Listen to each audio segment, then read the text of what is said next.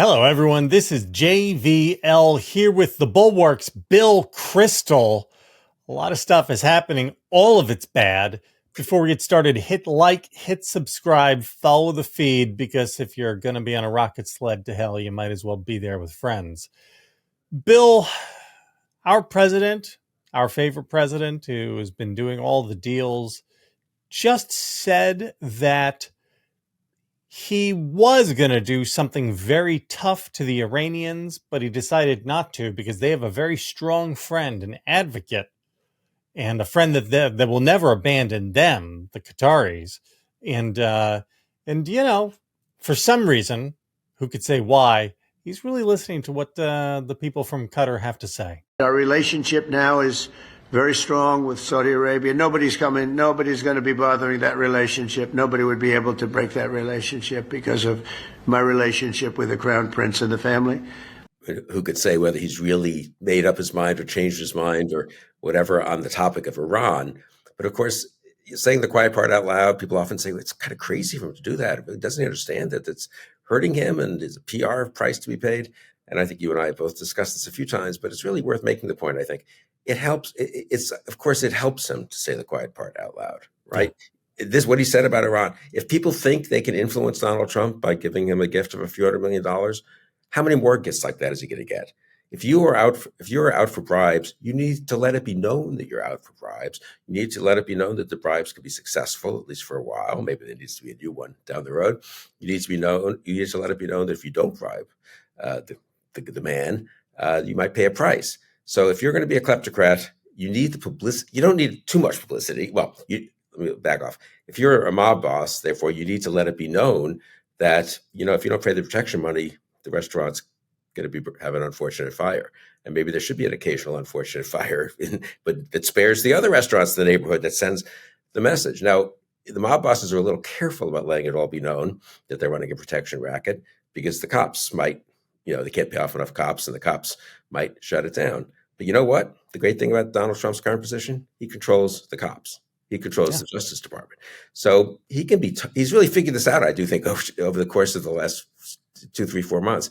He can be totally brazen because Pam Bondi and Kash Patel are not the cops, and therefore totally to his advantage to be public about the corruption and the fact and the bribery. Well, and the other thing that he has is that he has a cult behind him, which isn't going to leave him.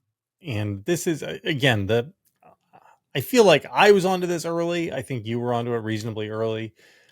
The cult-like nature of his support is a qualitative difference. Right. And it allows him to do things that other people can't. And maybe this is how it is in all authoritarian systems. I don't know, right? Well, I think what you're saying is cult-like, which I agree with, is also another way of saying he's an authoritarian leader, not a normal political leader, whose people might leave him if they disagree with a decision he's made on an issue that's important to them. He's not pro-life anymore. I'm a pro-life voter. I can't be for the pro-life politician. He's left our fold. When you're an authoritarian leader, the cult sticks with you. And then the authoritarian thing really compounds the kleptocratic side of it. Because if you're an authoritarian, you also want to, of course, intimidate people. And again, to do that, you need public examples. You need a demonstration effect. You need people to pay a price for opposing you. And conversely, you need to have people who are capitulating seem to be rewarded, or at least not criticized or attacked or having their life made miserable. And so again, the people are saying, well, he's doing all of this stuff very publicly, but of course he wants the demonstration effect of going after the law firms and the universities and individuals, Chris Krebs and Miles Taylor and all that.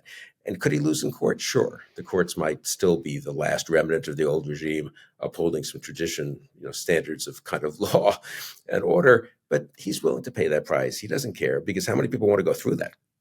The court case. Well, the universe of people who have the resources to do that is reasonably small. So he's behaving in a classic authoritarian way. The demonstration effect, you can intimidate a lot of people by going after only a few. It's pretty efficient. That's what he's doing. And people are being intimidated, incidentally. And so the combination of the kleptocracy and the autocracy is just proceeding faster and more dangerously than maybe even I expected. Again, we're less than 150 days in. um, the so another thing he has learned and figured out pretty quickly is that the real money is not at the level of rich people or even oligarchs. The real money to be made is at the level of sovereign wealth and nation states. Right.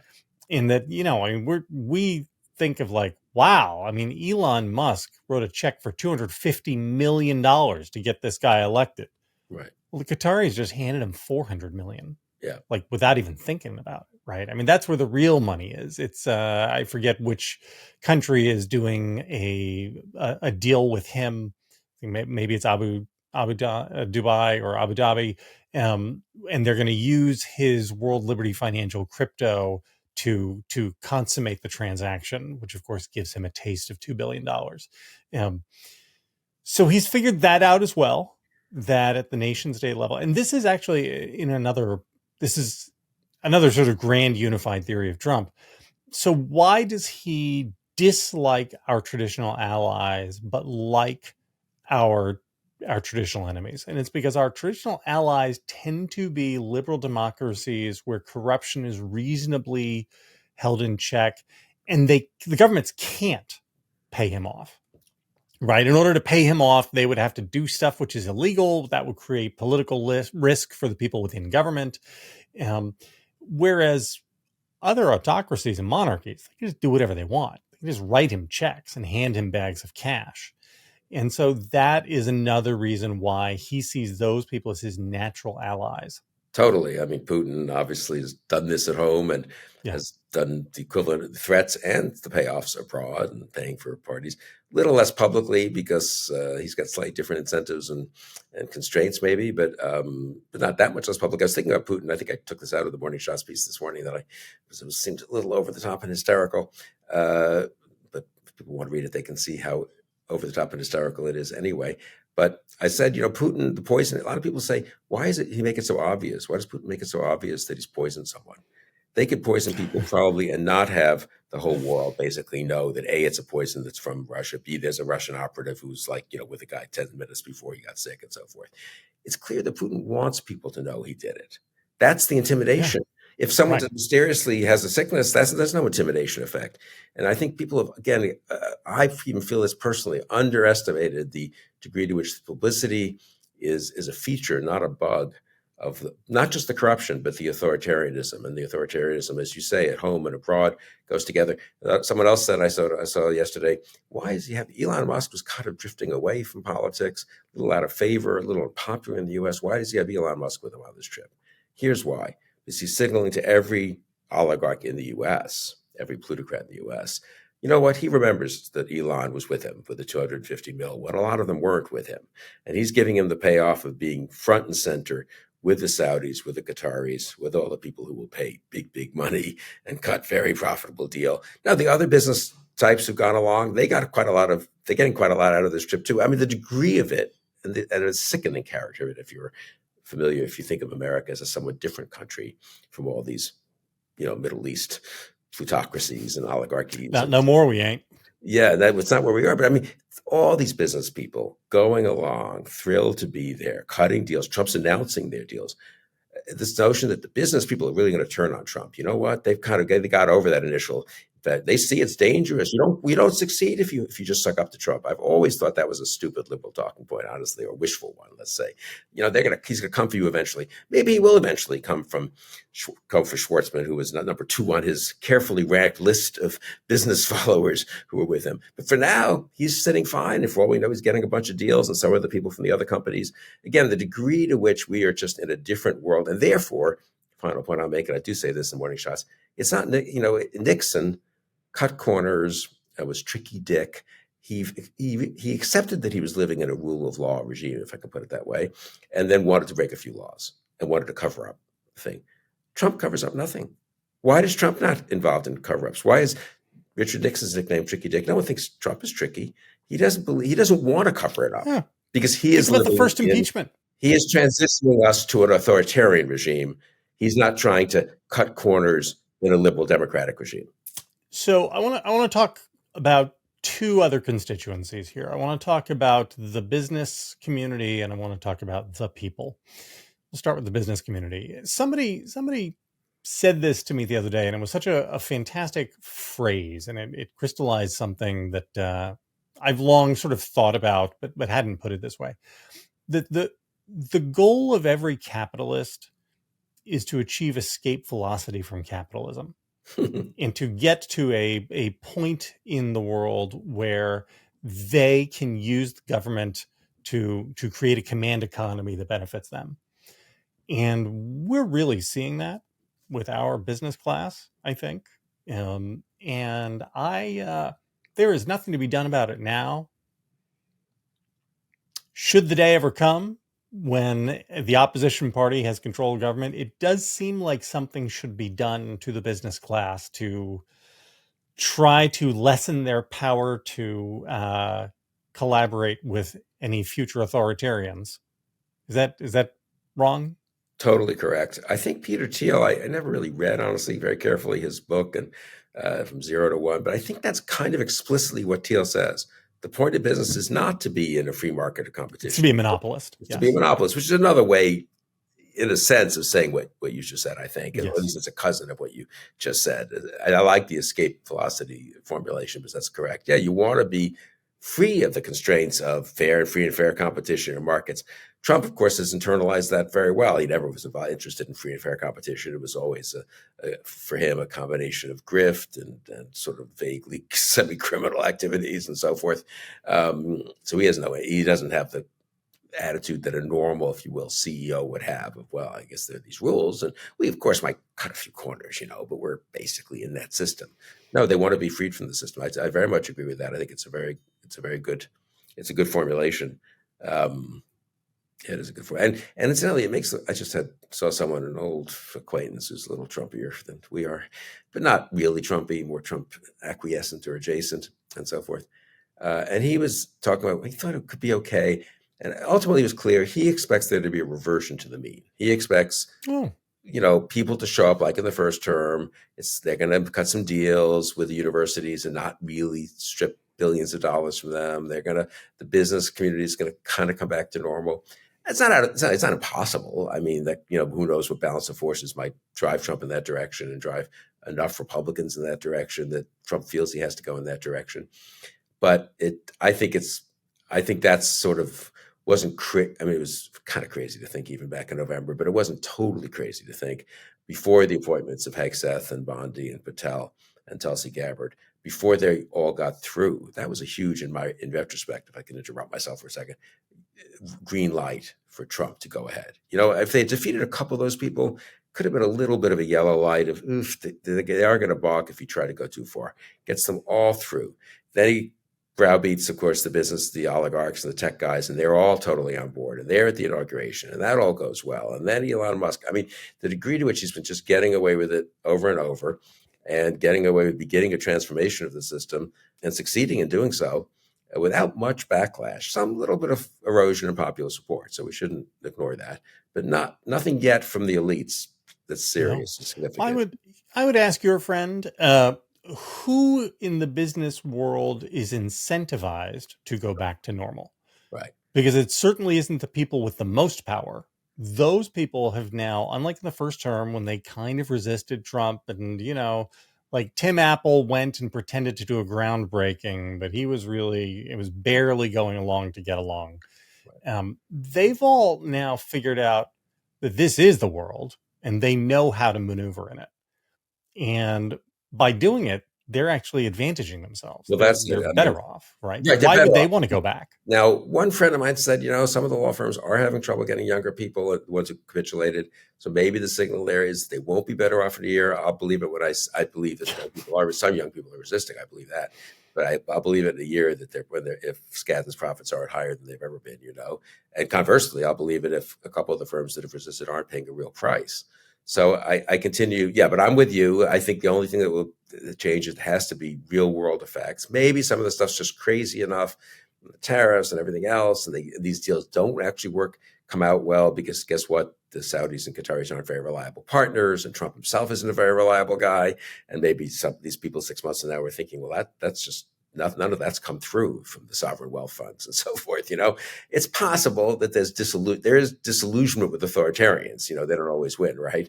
And they make mistakes. But I agree with you that the degree to which we're now in a transition to authoritarianism, or in an early stage authoritarianism, and not in a kind of breaking some rules of a healthy liberal democracy, that for me is the fundamental thing that's underappreciated.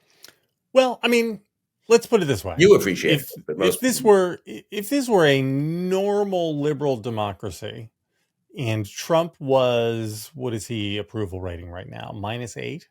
yeah. Then we're staring down the barrel of midterms. You would see some Republicans beginning to position themselves to run for president in 2028. And you would certainly, by the time we get close to the midterms, you would have at least 3 or 4 people who are your obvious top tier contenders. That isn't going to happen. That's not going to happen. None of them are going to position themselves to run for president. No, that's a nice.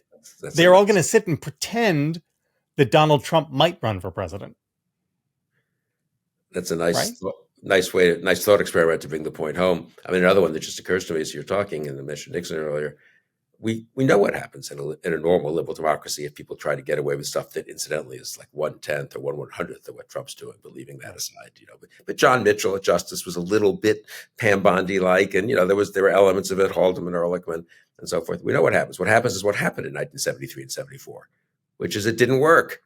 You know what? He fired Elliot Richardson and Archibald Cox, and everyone went crazy. And the Republicans on the Hill, even, and the judicial system was tough enough to deal with him and deal with it quickly with Judge Sirica and a million other things. I mean, the media was more anyway. The business world did not rise up in Nixon's defense, though he'd been friendly with them and so forth.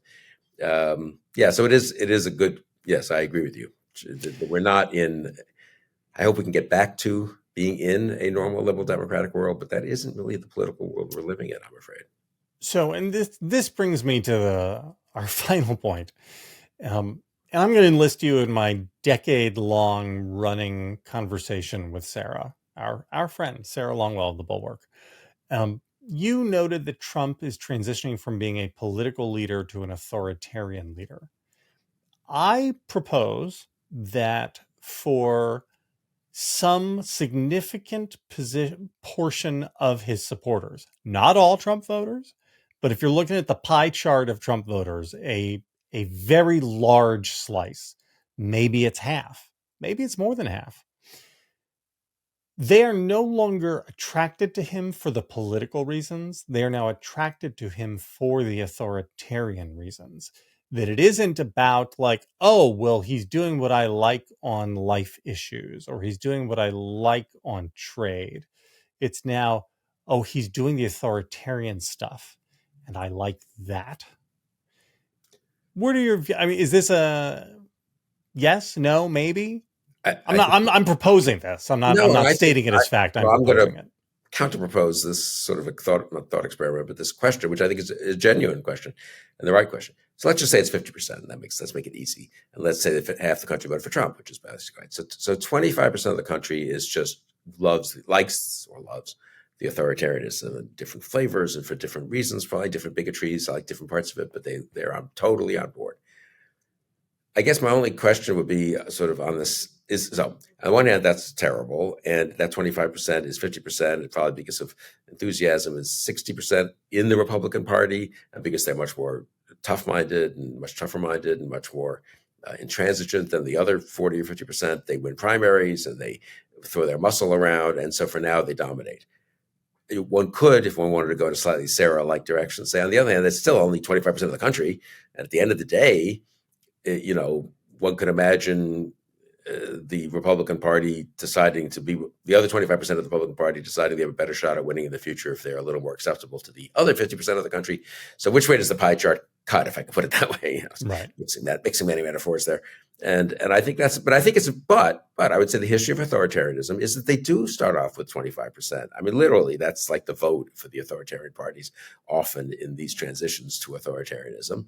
But that 25% is more ruthless, is more unified, is more willing to play hardball, and that therefore the business leaders, many of whom probably personally are a little more than that other 25%, get sucked into that 25%. And then young people see what's the way up in the law firm or in the business world, or certainly in politics. Someone I know, again, one of the rather few people I know who deals with the Trump White House a little, said, and the administration, he said, this person privately is kind of sympathetic to where my friend is, but, he's 32 years old. He's in an agency at a pretty high level, much higher than he would be in, you might say, a normal time when they're in more competition for some of these jobs. He knows that Steve Miller wants to do A, B, or C. It's a 4 years. He has a chance to really move up pretty high. You could be, very high at 3 or 4 years from now. He's going to cross Steve Miller. Maybe he'll rationalize it, So again, all the dynamics are, what worries me the most is that the dynamics are in favor of the bad 25%, not the good 25%, if the coalition of Trump is 50%. Yeah. Yeah. Makes And sense? it does. And I said last thing, but I'll do one more thing. I am persistently, I was reading, I don't know, one of the Substacks that I follow, who, I think it was Noah Smith, who wrote like 4,000 words about how Trump has turned America into a laughingstock and terrible governments. And then in like the last 3 sentences, he's like, and of course the Democrats have just been feckless and haven't presented a credible opposition. And I'm a little bit tired of this, because I think the reason people do this, and by this I mean blame Democrats, especially elected Democrats, is because it's to avoid having to confront that the real blame lies with voters. Because I'm happy to stipulate the Democratic Party has not been perfect, maybe not even good. I've criticized them for fecklessness as well. I would love it if they could play perfect baseball and only have leaders who are incredibly charismatic, smart, and effective. And if they could only make the right choices at every decision point. But that's not real life. And that's not how any politics ever works. Right. Every political figure is imperfect. Every political party is imperfect.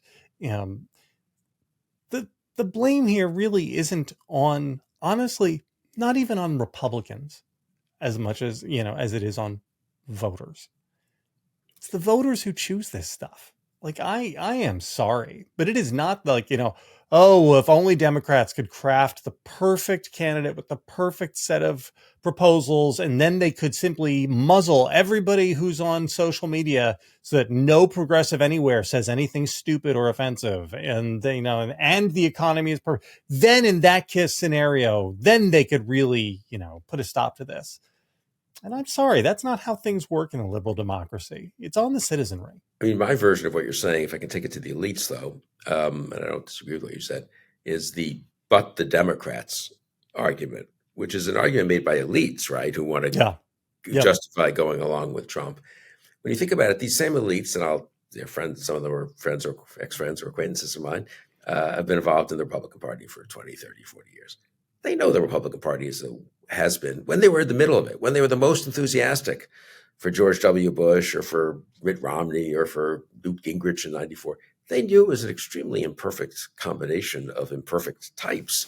So the idea that, and what they think about the Democrats, if you gave them truth serum, they would say, yeah, well, they like some of the Dems are okay, some of them aren't, some are kind of pro-business, some are a little crazy on the Elizabeth Warren side from their point of view, some are pro-Israel, some are not great on Israel. But again, all of that was true of the Republicans, right? I mean, and there they actually made the grown-up judgment that, but I'm still basically with the Republicans, and we got these people we're going to have to deal with, and we're going to have to fight hard to get X into the key position in the administration, not Y, and we have to defeat the Buchananites, and blah blah blah, right? The normal things that are part, as you say, of everyday party politics in a liberal democracy. But now the excuse, this is for me, I'm so struck by the elite excuse, is they think the worst Democrat, and that's the whole Democratic Party. And then, of course, when you're talking with them 10 minutes later, this happened to me recently, someone who's very pro-Israel, it's like, actually, Biden's got a bum rap on the Israel stuff, he said to me, because Biden was really pretty good. When you step back and look, this guy knows a lot, about history of U.S.-Israel relations. When you look back, it was a pretty good performance in terms of standing up for Israel and the absolute crunch and criticizing Israel sometimes when it deserved to be. But this same person on other, will not think that way when he's sort of justifying his vague Trump acquiescence, right? Then it's like the Democrats are just horrible. I mean, I don't think Harris wouldn't have been acceptable. Like, wasn't Kamala Harris Joe Biden's vice president? Would it have been that different? I mean, anyway, just a long way of saying I agree with you. And I think the Democrats is the new but Gorsuch. Everything is terrible. So commiserate with each other down in the comments. Talk to us. Tell us what you're thinking about all this stuff. Hit like, hit subscribe, help us grow this channel because we got to push back against this avalanche of darkness. Bill, thanks for being with me, buddy. Thanks, JVL. Good luck, America.